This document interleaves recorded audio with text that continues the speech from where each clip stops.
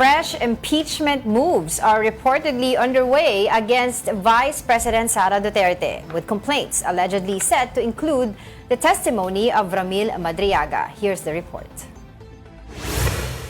A fresh impeachment complaint is reportedly being prepared against Vice President Sara Duterte.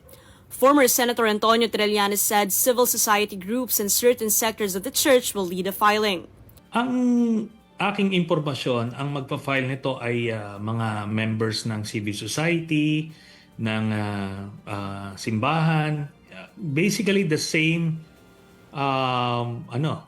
sectors na nag-file last year laban kay Sara na naudlot nga. Trillanes noted that the complaint will include the testimony of Ramil Madriaga.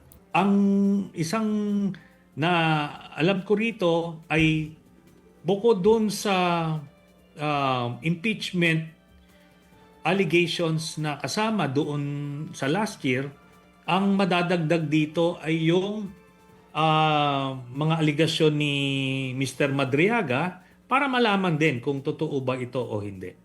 In an affidavit, Madriaga alleged he served as a bagman for the vice president. He also claimed that drug dealers and pogo operators funded the Inday Sara Duterte is My President campaign. Meanwhile, ACT Teachers Party List Representative Antonio Tino said the Makabayan bloc will endorse another complaint, which will be filed by Bagong Alyansang Makabayan or Bayan.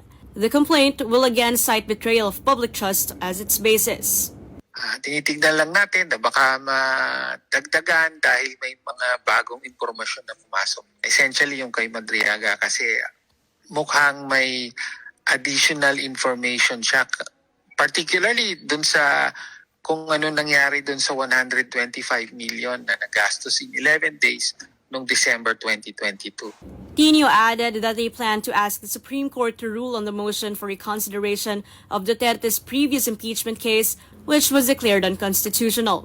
A third group, reportedly composed of lawyers, priests, and other religious leaders, is also expected to file an impeachment complaint against the vice president. Trillanes said one of the filings may take place on February 6.